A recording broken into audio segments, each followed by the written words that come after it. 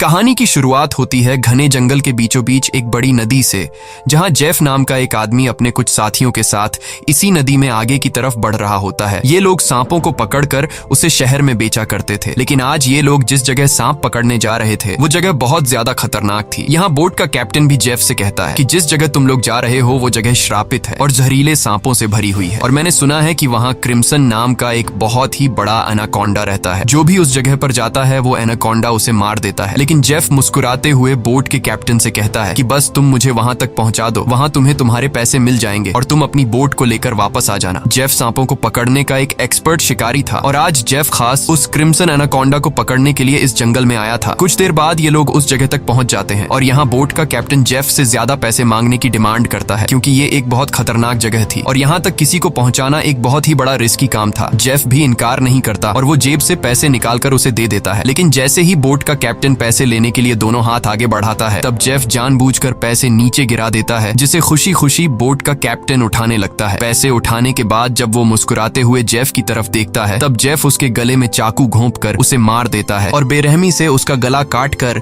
नदी के पानी में उसका सिर फेंक देता है। ये सब कुछ नदी के किनारे खड़े जेफ के साथी भी देख रहे थे। जेफ को ऐसा करते देखकर वो दोनों बहुत ज्यादा डर जाते हैं। इसके बाद जेफ अपने दो साथियों के पास आता है और उनसे कहता है कि अगर तुम दोनों ने भी मुझे धोखा देने की कोशिश की तो तुम्हारा भी यही हाल होगा। इसके बाद ये तीनों जंगल में आगे बढ़ते हुए एक जगह पर पहुंचते हैं, जहां उन्हें सांपों की एक बड़ी मूर्ति दिखाई देती है और ये देखते हुए जेफ कहता है तो आखिर क्रिम्सन एनाकोंडा की कहानी सच थी। दूसरी तरफ जेफ के साथियों को बहुत सारे सांप मिल जाते हैं, जिन्हें देखकर वो भी बहुत ज्यादा खुश हो जाते हैं। इसके बाद ये दोनों जल्दी से सभी सांपों को पकड़कर बैग में बंद करने लगते हैं, जबकि जेफ इन छोटे सांपों पर ध्यान नहीं देता और वो इस जंगल के सबसे बड़े सांप, जिसका नाम क्रिम्सन एनाकोंडा है, उसे ढूंढने लगता है। अब इन दो साथियों ने जो सांप कपड़ों के बैग में भर दिए थे, उन सांपों को अकेले एक साथी बोट तक लेकर आता है। वो देखता है कि जेफ ने जिस आदमी का गला काटकर पानी में फेंक दिया था, उसकी सर कटी लाश कुछ दूरी पर पानी में खड़ी है। ये देखकर उसे अपनी आंखों पर यकीन नहीं आया। तभी वो लाश अचानक पानी में डूब गई और तैरते हुए एक बड़ी सी चीज तेजी से उसकी तरफ बढ़ने लगी। वो आदमी डर के मारे तेजी से जंगल की तरफ भागने लगता है, लेकिन तभी बिजली की रफ्तार से एक बहुत ही बड़ा एनाकोंडा उसे जकड़ लेता है। वो एनाकोंडा उस आदमी की बॉडी पर लिपटकर उसकी हड्डियां तोड़ देता है और अपना बड़ा सा मुंह खोलकर उसे खाने लगता है। दूसरी तरफ हम उस आदमी के दूसरे साथी को देखते हैं, जो सांपों से भरे एक बैग को लेकर जंगल में आगे की तरफ बढ़ रहा होता है। तभी वो अचानक एक जगह पर रुककर कुछ ऐसा देख लेता है जिससे वो बहुत ज्यादा डर जाता है। असल में उसने उसी बड़े एनाकोंडा की बॉडी को रेंगते हुए देख लिया था। जैसे ही वो एनाकोंडा एक पेड़ पर चढ़ रहा था, तो उसके पेट को देखकर साफ लग रहा था कि उसने किसी इंसान को जिंदा निगल लिया है। अब इससे पहले कि वो आदमी अपनी जान बचाकर भाग पाता, तभी वो एनाकोंडा उसके साथी की लाश को उगल देता है। इसके बाद वो सांप उस आदमी को भी पकड़ लेता है। वो सांप उस आदमी को जकड़कर जोर से दबाता है और पेड़ से लिपटकर उस आदमी को भी खाने लग जाता है। ये सब कुछ ही दूर से जेफ भी देख रहा होता है और ये देखकर जेफ अपने साथी को बचाने के बजाय खुश हो रहा था, क्योंकि जेफ भी यही चाहता था कि कोई उस सांप का चारा बन जाए और जब चारे को खाते समय सांप का ध्यान भटक जाए, तब जेफ सांप को बेहोश करके मार दे। इसके बाद जेफ अपना शॉटगन निकालकर सांप को बेहोश करने ही वाला था कि तभी अचानक जंगल के सभी जानवर और बर्ड्स शोर मचाने लगे, जिनकी आवाज सुनते हुए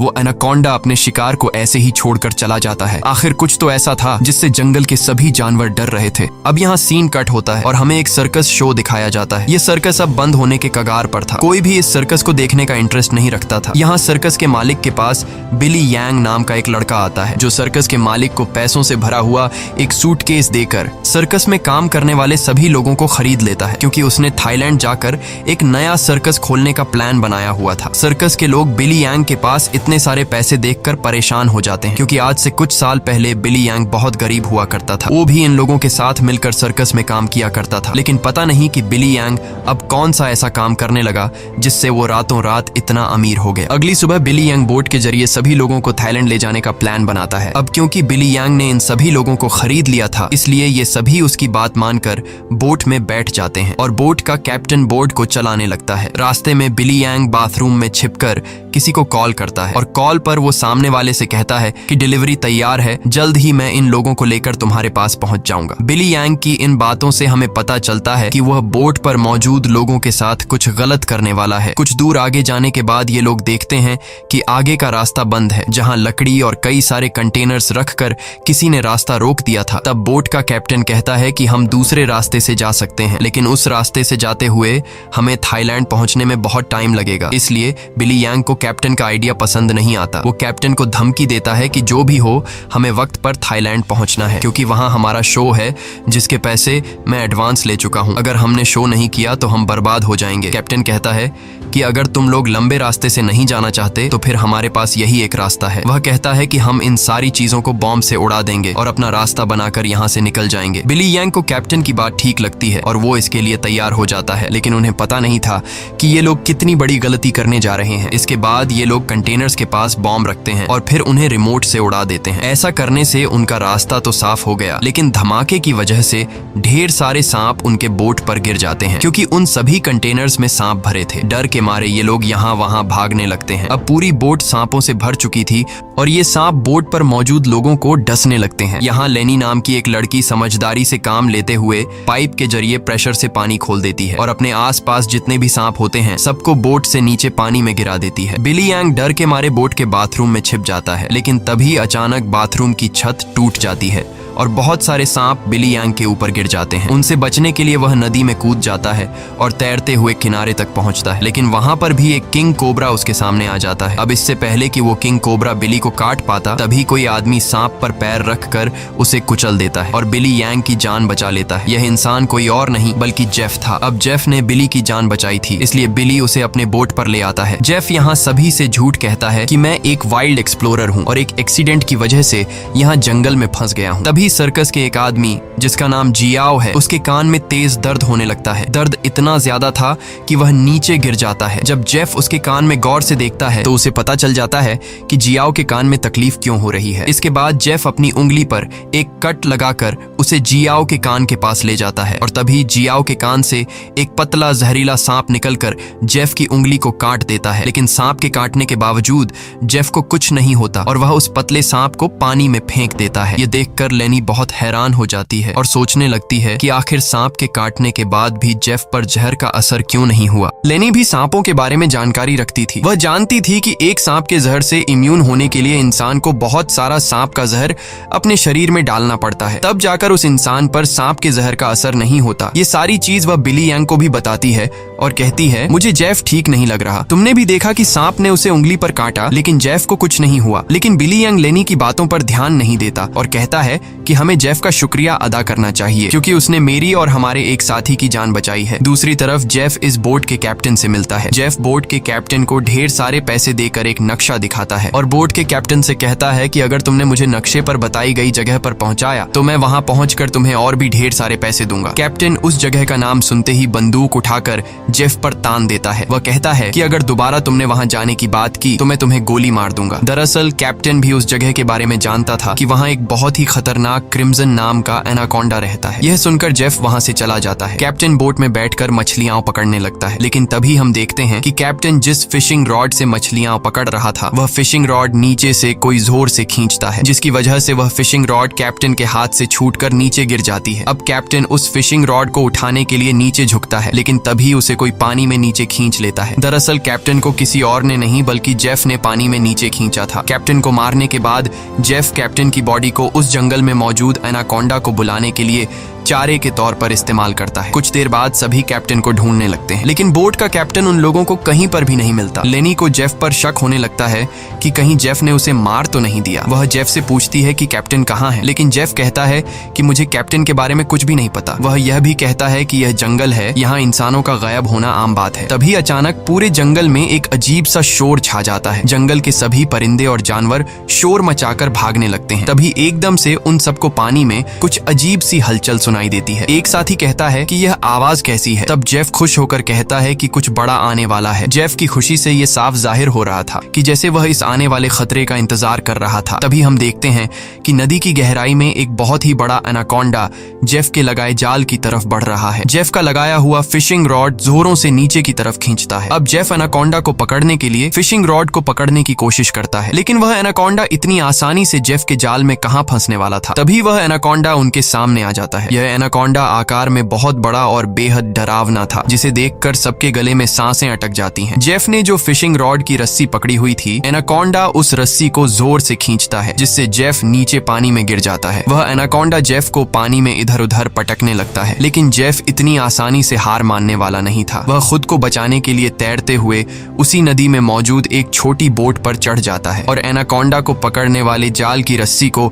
उसी बोट से बांध लेता है। अब वह बोट पर खड़े होकर एक नुकीले औजार से उस एनाकोंडा पर वार करता है, लेकिन उस वार से एनाकोंडा पर कुछ ज्यादा असर नहीं होता। एनाकोंडा जेफ को पकड़ लेता है। वह एनाकोंडा जेफ के साथ साथ उस बोट के ऊपर लिपटकर नीचे पानी में डुबो देता है। दूर खड़े ये लोग यह सब कुछ देख रहे थे और उन्हें लगता है कि जेफ मारा गया, लेकिन अगले ही पल जेफ तैरता हुआ पीछे से वापस बोट में आ जाता है। ये देखकर सभी लोग हैरान रह जाते हैं। अब जेफ फिर से पानी में एनाकोंडा ढूंढने लगता है, लेकिन उसे नहीं पता था कि एनाकोंडा अब पानी में नहीं बल्कि उसके पीछे बोट की छत पर है। एनाकोंडा सबके सामने अपने मुंह से कैप्टन की बॉडी को उगल देता है। ये देखकर बोट पर सभी लोग बहुत डर जाते हैं। ये लोग एनाकोंडा से खुद को बचाने के लिए इधर उधर भागने लगते हैं। वह एनाकोंडा कमरे में बंद सर्कस के 2 साथियों को मारने ही वाला था कि तब भी पीछे से जेफ हाथ में एक नुकीला औजार लिए एनाकोंडा पर हमला कर देता है, जिससे एनाकोंडा और भी ज्यादा गुस्सा हो जाता है और अब एनाकोंडा जेफ की तरफ बढ़ने लगता है। लेकिन जेफ एनाकोंडा से खुद को बचाते हुए उससे छिप जाता है, मगर एनाकोंडा भी जेफ का पीछा नहीं छोड़ता।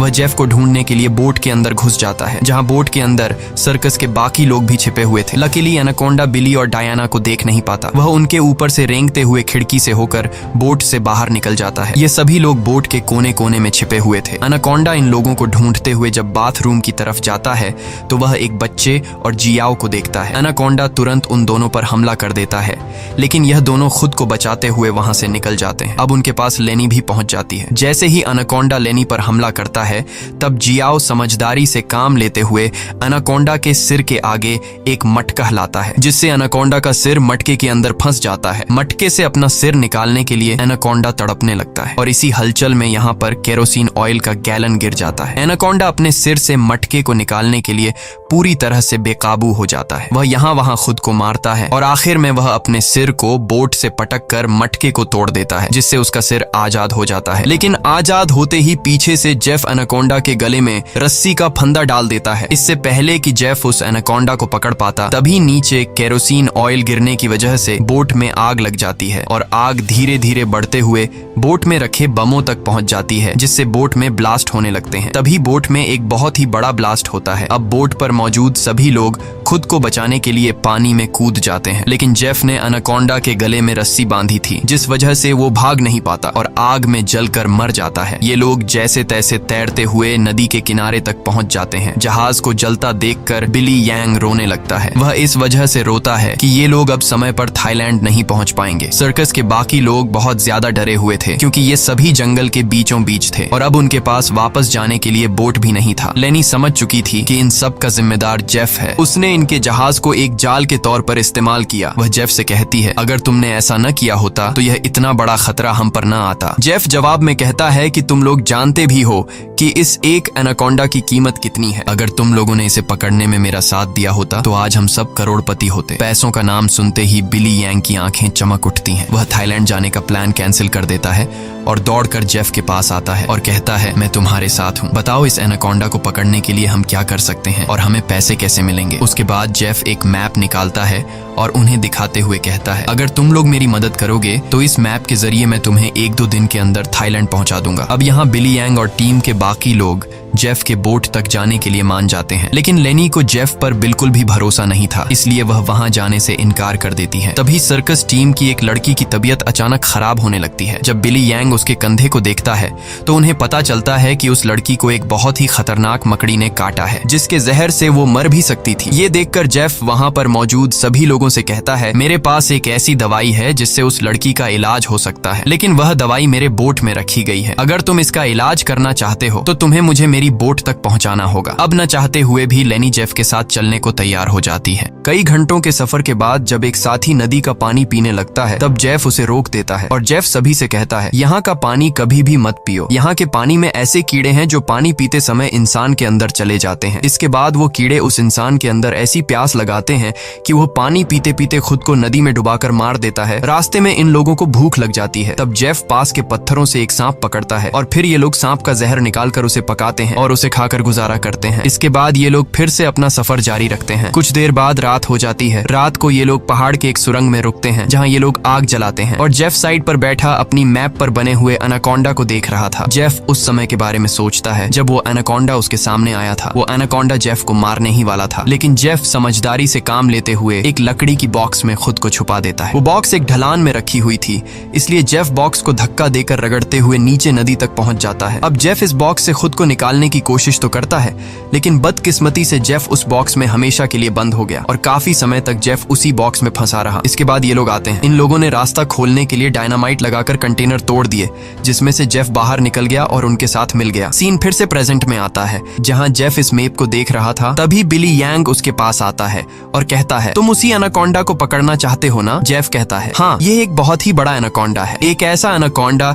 जो इस पूरे जंगल का राजा है। यहाँ के सभी जानवर इस एनाकोंडा से डरते हैं। इसने दुनिया के बड़े बड़े शिकार किए हैं, यहाँ तक कि इसने अपने ही जैसे बड़े बड़े एनाकोंडा को मार गिराया, और अगर हम उसे पकड़ने में कामयाब हुए तो हम रातों रात मिलियनेयर बन जाएंगे। पैसों का सुनते ही बिली यंग कहता है, मैं आपके साथ उस एनाकोंडा को पकड़ने के लिए तैयार हूँ। अब काफी रात हो जाती है और ये सभी लोग सो जाते हैं। तभी सर्कस के एक साथी की किसी अजीब सी आवाज से आंख खुलती है। वो देखता है कि उसका भाई यहाँ नहीं है। अपने भाई को ढूंढते हुए वो उस सुरंग से बाहर आया और उसे ढूंढते हुए नदी के पास जाता है, जहाँ वो देखता है कि उसका भाई अपने आप को नदी के पानी में डुबाने की कोशिश कर रहा है। ये आदमी उसे ऐसा करने से रोकता है, पर उसका भाई इसकी कोई बात नहीं सुनता। और तब वो देखता है कि उसके भाई की नाक से कुछ अजीब से कीड़े निकल रहे हैं, जिसे देखकर वो समझ जाता है कि इसने इस नदी का पानी पी लिया है, जो कि जेफ ने बताया भी था कि इस नदी का पानी पीने के बाद उस पानी के अंदर मौजूद कीड़े उस इंसान को इतनी प्यास लगा देते हैं कि वो इंसान खुद को उस पानी के अंदर डुबाने पर मजबूर हो जाता है। और ठीक ऐसा ही होता है। अपने भाई को मरा हुआ देखकर ये आदमी बहुत ज्यादा रोता है और वापस सुरंग में आ जाता है। अगली सुबह ये लोग दोबारा अपने सफर पर निकल जाते हैं। कई घंटों का सफर तय करने के बाद ये लोग एक नदी के पास पहुंच जाते हैं और अब इन लोगों को अपनी मंजिल तक पहुंचने के लिए उस नदी में से होते हुए पैदल जाना पड़ेगा। अब ये लोग पहले तो उस नदी में उतरने से काफी ज्यादा डर रहे थे, लेकिन कोई दूसरा रास्ता न होने की वजह से मजबूरन इन लोगों को उस नदी में उतरना पड़ता है। थोड़ा ही आगे जाने के बाद अचानक एक लड़का नीचे की तरफ इशारा करता है और हम देखते हैं कि इन लोगों को एक बड़े एनाकोंडा ने चारों तरफ से घेर लिया है। इनका एक साथी जिसका भाई रात को ही मरा था, वह डर के मारे सबके पीछे आ रहा था, लेकिन तभी पीछे से एक बड़ा एनाकोंडा उस पर हमला कर देता है और उसे बुरी तरह से जकड़ लेता है। लेनी उसकी मदद करने के लिए आगे बढ़ती है, पर वह ज्यादा कुछ नहीं कर पाती, क्योंकि उसके पहुंचने से पहले ही एनाकोंडा उस आदमी की हड्डियों को तोड़ चुका था और फिर वह एनाकोंडा उस आदमी को अपने साथ पानी में डुबा देता है। अब ये लोग अपनी जान बचाने के लिए नदी में आगे की तरफ भागने लगते हैं। कुछ देर बाद आखिर ये सब लोग जेफ की बोट तक पहुंच जाते हैं, जहां जेफ अपने वादे के मुताबिक उन लोगों को उस लड़की के लिए एंटीडोट दे देता है जिसे कंधे पर जहरीली मकड़ी ने काटा था। अब यहाँ से थाईलैंड की जमीन भी काफी करीब थी और ये सभी थाईलैंड जाने के लिए निकलते हैं, लेकिन तभी जेफ उन लोगों को रोक देता है। दरअसल जेफ इसलिए इन लोगों को इस जगह पर लाया था ताकि वो इन लोगों को चारे की तरह इस्तेमाल कर सके। जेफ उन सब लोगों से कहता है कि मैं तुम सब लोगों को वादे के मुताबिक सही सलामत यहाँ तक ले आया हूँ, लेकिन अब तुम लोगों को भी अपना वादा पूरा करना होगा, तुम्हें मेरी मदद करनी होगी। तब वो छोटा बच्चा जेफ से कहता है कि अगर तो तुम्हारी ये मदद उस एनाकोंडा से जुड़ी है तो हम तुम्हारी कोई मदद नहीं करेंगे। इनकी ये बातें सुनते ही जेफ अपनी बंदूक निकाल लेता है और बिली यांग भी चाकू निकालकर उसका साथ देने लगता है। बिली यांग सभी से कहता है कि जेफ जो भी कह रहा है तुम्हें उसकी बात माननी चाहिए। यहाँ लेनी कहती है कि तुम लोग पागल तो नहीं हो गए हो, उस एनाकोंडा को पकड़ना बहुत मुश्किल है, क्यों तुम लोग अपनी जान से हाथ धोना चाहते हो? जेफ कहता है, हाँ तुम ठीक कह रही हो, उस एनाकोंडा को पकड़ना मुश्किल तो है पर नामुमकिन नहीं, क्योंकि उस एनाकोंडा को खाते हुए जब उसका ध्यान भटक जाए तब उसे पकड़ा जा सकता है। उसके बाद बिली यांग और जेफ सर्कस टीम के 2 लोगों को रस्सी से बांधकर सांप का चारा बनाते हैं। वह बच्चा बिली यांग से कहता है, तुम ऐसा क्यों कर रहे हो? सोचो अगर हम लोग मर गए तो तुम्हारी सर्कस में कौन परफॉर्म करेगा? ये सुनकर बिली यांग जोर जोर से हंसने लगता है और उस बच्चे से कहता है कि क्या तुम लोगों ने कभी सोचा नहीं कि मैं इतनी जल्दी कुछ ही सालों में इतना अमीर कैसे हुआ? अरे पागलो, मैं तुम लोगों को थाईलैंड में सर्कस के लिए थोड़ी लेके जा रहा था। मैं तो तुम्हारी बॉडी के ऑर्गन्स को बेचकर बहुत सारा पैसा कमाने वाला था और यही मेरा बिजनेस है, लेकिन अब देखो मैंने अपना प्लान चेंज कर दिया। अब मैं जेफ के साथ मिल गया हूँ क्योंकि मैं जानता हूँ कि तुम्हारे बॉडी पार्ट्स से भी ज्यादा पैसे मुझे ये एनाकोंडा दे सकता है। दूसरी तरफ जेफ ने उन 2 लड़कियों को भी बांध दिया था और अब वो एक लड़की से बदतमीजी करने लगा था। अब यहाँ वो लड़की समझदारी से काम लेते हुए ऐसा दिखाती है कि वो जेफ का साथ देना चाहती है। जेफ उसकी चाल को समझ नहीं पाता। वो लड़की जेफ के करीब आकर जेफ के बालों में हाथ मारने लगती है और मौका मिलते ही वो लड़की जेफ की पॉकेट से गन निकालकर जेफ पर तान देती है। अब वो लड़की जैसे ही जेफ को शूट करती है तो बंदूक से गोली नहीं चलती, क्योंकि उसको बंदूक का लॉक खोलना नहीं आ रहा था। अब जेफ गुस्से में आकर उससे बंदूक छीन लेता है और उसी लड़की पर तान कर उसे मारने ही वाला होता है कि तब तक लेनी ने भी खुद को आजाद कर लिया था और वो एक शीशे के नुकीले टुकड़े से जेफ के पेट पर वार करती है। अब जेफ लेनी को धक्का देकर पीछे धकेल देता है, लेकिन तब वो दूसरी लड़की भी जेफ पर हमला कर देती है और पीछे से लेनी भी जेफ से बंदूक छीनने की कोशिश करती है। इसी हाथापाई में गोली चलने की आवाज आती है, लेकिन पता नहीं चल पाता कि ये गोली किसको लगी। दूसरी तरफ हम उन दो लोगों को देखते हैं जिन्हें बिली यांग ने एनाकोंडा के लिए चारा बनाया था। वो दोनों बेचारे डर के मारे तड़प रहे होते हैं। कुछ देर बाद एक बड़ा सा एनाकोंडा उन दोनों को खाने के लिए धीरे धीरे उनकी तरफ बढ़ने लगता है, जबकि दूर खड़ा बिली यांग मजे से ये सारा नजारा देख रहा था। बिली यांग इंतजार में था कि कब वो एनाकोंडा उन पर हमला करेगा और मैं रस्सी को खींचकर उस एनाकोंडा को पकड़ लूंगा। लेकिन वो ये नहीं जानता था कि जहां पर वो खड़ा है ठीक उसके ऊपर से एक दूसरा एनाकोंडा उस पर हमला करने के लिए आगे बढ़ रहा है। अब इससे पहले कि बिली यांग उस एनाकोंडा को देख पाता, वो एनाकोंडा उसके काफी करीब पहुंच जाता है और वो एनाकोंडा बिली यांग पर हमला करके उसे अपने साथ उठाकर ले जाता है। और तब बिली यांग के हाथ से रस्सी छूट जाती है, जिससे एनाकोंडा का चारा बने हुए दो लोगों को जाल कवर कर लेता है, जिससे उनकी जान बच जाती है। दूसरी तरफ जेफ उस लड़की को मारने की कोशिश करता है, लेकिन लेनी पीछे से आकर जेफ को एक बड़ी लकड़ी से सिर पर मारकर बेहोश कर देती है। जेफ के बेहोश होते ही ये दोनों भागते हुए अपने दो साथियों के पास पहुंच जाती हैं और उन्हें जाल से आजाद कर लेती हैं। लेकिन बदकिस्मती से जेफ को होश आ गया था और वो उनकी तरफ बढ़ने लगा, लेकिन तभी एक बड़ा सा एनाकोंडा आकर जेफ को ले जाता है। ये लोग अब जल्दी से यहाँ से निकलने की तैयारी करते हैं, लेकिन उनकी एक साथी चलने के लायक नहीं थी, क्योंकि जेफ और उन लड़कियों के बीच हाथापाई के दौरान जो गोली चली थी वो गोली उस लड़की को लगी थी। कुछ देर बाद वो लड़की उनकी नजरों के सामने दम तोड़ देती है। अब बचे हुए तीन लोग अपनी जान बचाने के लिए जेफ की बोट में बैठकर नदी से होते हुए यहाँ से निकलने लगते हैं, लेकिन तभी पीछे से जियाओ को कोई चीज लगती है। जब वो कंधे से उस चीज को उतार कर देखता है तो उसे पता चलता है कि ये एक बेहोशी वाला इंजेक्शन है। कुछ ही सेकंड बाद जियाओ बेहोश हो जाता है और जियाओ को बेहोश करने वाला कोई और नहीं बल्कि जेफ ही था, यानी उस एनाकोंडा के हमले से भी वो बच गया था और उसने एनाकोंडा का सिर काटकर उसे मार दिया था। अब जेफ उन तीनों को पकड़कर एनाकोंडा के चारे के लिए बांध देता है और उनके चारों तरफ तेज धार वाली लोहे की तार बांध देता है और साथ में वहां पर खून भी छिड़क देता है, जिसके बाद वो उनके जाल की रस्सी को पकड़कर यहाँ से कुछ दूर खड़ा हो जाता है। कुछ देर बाद कई सारे एनाकोंडास खून को सूंघते हुए उन तीनों की तरफ बढ़ने लगते हैं। ये तीनों बहुत ज्यादा डरे हुए होते हैं और उनको अपनी मौत आंखों के सामने नजर आ रही होती है। ये सभी एनाकोंडास उन तीनों को मारने के लिए उनके काफी करीब पहुंच जाते हैं, लेकिन तभी एक बार फिर से जंगल के सभी जानवर शोर मचाकर भागने लगते हैं और यहाँ पर मौजूद सभी एनाकोंडास भी किसी को देखकर एक एक करके भागने लगते हैं। लेकिन एक एनाकोंडा अभी भी उन तीनों को मारने के लिए रुका हुआ था, पर तभी वहां पर क्रिम्सन एनाकोंडा आ जाता है और वो उस अकेले रुके हुए सांप पर हमला करके उसे एक ही झटके में मार देता है। यहाँ हम उस क्रिम्सन एनाकोंडा को अच्छी तरह से देख पाते हैं, जो साइज में बहुत ही ज्यादा बड़ा और खतरनाक था, जिसे देखकर ये तीनों बहुत ज्यादा डर जाते हैं। लेकिन दूर खड़ा जेफ क्रिम्सन एनाकोंडा को देखकर बहुत खुश होता है। वो एनाकोंडा उन तीनों से लिपटकर अपना बड़ा सा मुंह खोलकर उन तीनों को खाने ही वाला था कि तभी जेफ जाल की रस्सी छोड़ देता है, जिसमें वो एनाकोंडा फंस जाता है। ये एनाकोंडा अपने आप को छुड़ाने के लिए तड़पने लगता है। वो काफी जोर लगाकर खुद को आजाद करने की कोशिश करता है, लेकिन जब वो आजाद नहीं हो पाता तब वो अपने तेज नुकीले दांतों से जाल की रस्सी काटकर खुद को आजाद कर लेता है। लेकिन अभी भी जाल की रस्सी उसके बॉडी में फंसी हुई थी, इसलिए जेफ रस्सी को मजबूती से पकड़कर उसे पकड़ने की कोशिश करता है, पर जेफ एनाकोंडा की ताकत का मुकाबला कहां कर सकता था। जेफ उसे पकड़ने की कोशिश में दो पेड़ों के बीच फंस जाता है और अब वो उन पेड़ों से बाहर निकल नहीं पाता और मौके का फायदा उठाते हुए वो क्रिम्सन एनाकोंडा जेफ की तरफ बढ़ने लगता है और जेफ को पकड़कर बुरी तरह से जकड़ने लगता है। ये तीन लोग भी अपनी आंखों से ये सारा नजारा देख रहे थे और डर के मारे जल्दी से खुद को छुड़ाने की कोशिश करते हैं, क्योंकि उन्हें पता था कि जेफ के बाद उनकी बारी है। ये लोग खुद को छुड़ाने का हर मुमकिन तरीका अपनाते हैं, लेकिन ये लोग उस जाल से निकल नहीं पाते। तभी वो छोटा लड़का अपने आप को बचाने के लिए अपने दांतों से जाल की रस्सी काटने में लग जाता है और काफी कोशिश के बाद वो रस्सी का कुछ हिस्सा काट लेता है। अब थोड़ी ही रस्सी बची थी, इसलिए वो अपने दांतों की पूरी ताकत लगाकर रस्सी को काटने लगता है, जिससे उसके दांतों से खून आने लगता है। यहाँ क्रिम्सन एनाकोंडा जेफ को बुरी तरह से जकड़ लेता है और वो जेफ को दबाकर उसकी हड्डियां तोड़ने लगता है। लगता है, जिसके बाद वो क्रिम्सन एनाकोंडा जेफ को भी जिंदा निगल लेता है। दूसरी तरफ वो बच्चा अपने दांतों से रस्सी तोड़ने में कामयाब हो जाता है और वो उन दोनों को भी आजाद कर लेता है और ये लोग नदी की तरफ भागने लगते हैं। लेकिन जेफ को मारने के बाद अब वो क्रिम्सन एनाकोंडा उनके पीछे पड़ जाता है।